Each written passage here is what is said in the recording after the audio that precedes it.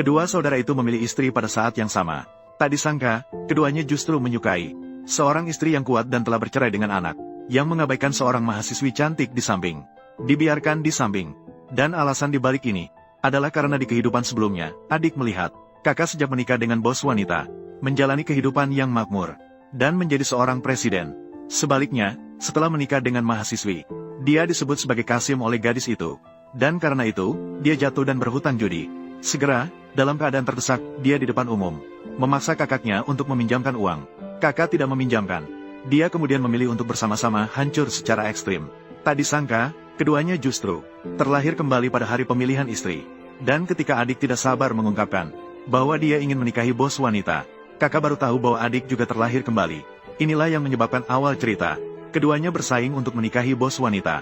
Bedanya, kakak berpura-pura bersaing dengan adik. Ternyata di kehidupan sebelumnya, setelah dia menikahi bos wanita, dia baru menyadari bahwa itu hanya untuk menjadi orang biasa.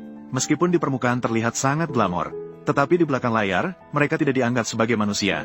Membuatnya menjadi presiden. Juga hanya karena grup tersebut hampir bangkrut. Ini hanya mendorongnya untuk menanggung kesalahan. Namun, adik yang tidak tahu dianggap sebagai duri di mata. Adik yang sangat tertekan dan terdesak.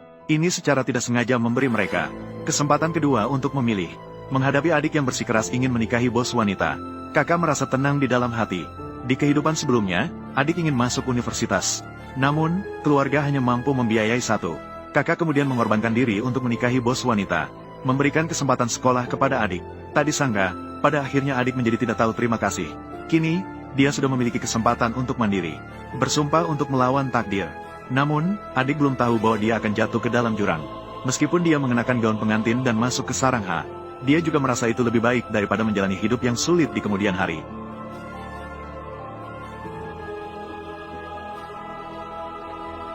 Menunjukkan bahwa hari-hari ke depan harusnya hari-hari bahagia.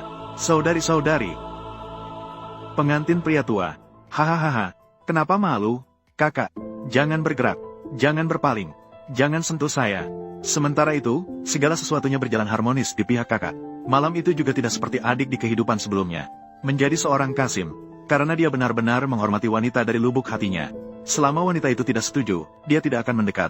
Segera saja, dia membuat tempat tidur di lantai untuk tidur. Dengan cara ini, wanita itu langsung merasa lebih suka. Tidak lama kemudian, dia berhasil menembus pertahanan wanita itu. Sementara itu, adik mulai menjalani kehidupan yang biasa-biasa saja. Dia juga harus dimarahi oleh bos wanita, menjadi budak untuk anaknya. Martabatnya diinjak-injak dan digosok dengan keras. Setiap hari hidup dalam kesulitan yang mendalam. Dalam keseharian, dia juga harus berlebihan dalam pengeluaran. Di sisi lain, kakak dan wanita itu berjuang bersama. Mereka tidak hanya diterima di universitas impian masing-masing. Setelah lulus, mereka saling mendukung untuk mendirikan perusahaan. Mereka juga mendapatkan buah cinta. Apa? Benarkah? Bagus sekali. Suami, kecerdasan yang kamu kembangkan harus melalui proses penilaian. Benar-benar, saya akan turun untuk berkoordinasi sebentar. Kamu pulang sendiri. Aku akan datang menemuimu nanti. Hari ini adalah festival Duanwu. Mereka sudah membeli hadiah dan bersiap untuk pulang ke kampung untuk berkumpul. Karena istri pergi menemui pria, dia pergi lebih dulu.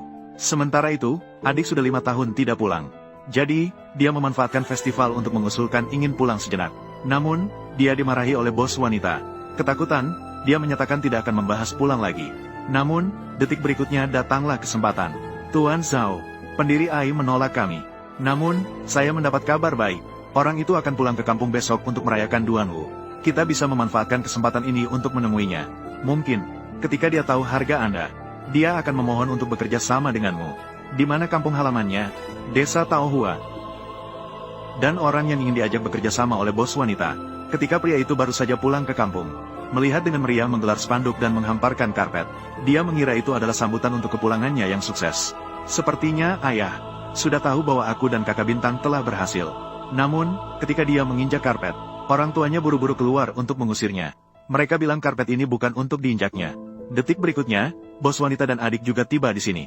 Orang tua dan kerabat melihat situasi itu, segera menyalakan petasan untuk menyambut dengan hangat. Ternyata ini khusus disiapkan untuk adik dan mereka. Dan melihat pria yang kembali, dia sangat penasaran. Di kehidupan sebelumnya, bos wanita sombong dan arogan. Dia sama sekali tidak membiarkannya pulang. Bagaimana dia bisa kembali bersama adik di kehidupan ini? Apakah mungkin mereka adalah cinta sejati? Tanpa disadari, mereka datang untuk mencari yang misterius. Kerjasama dengan pendiri AI cerdas. Yaitu dia. Namun, adik yang tidak tahu apa-apa, begitu melihat pria itu, langsung mengaktifkan mode ejekan. Mengira pria itu seperti di kehidupan sebelumnya. Sudah menjadi seorang Kasim. Segera mengundang tawa dari orang-orang di sekitarnya. Segera setelah itu, dia juga membanggakan bahwa dia akan segera diangkat menjadi presiden. Bersiap untuk memimpin warga desa keluar dari kemiskinan dan menuju kekayaan. Sebenarnya, yang benar-benar akan membawa mereka menuju kekayaan adalah pria itu.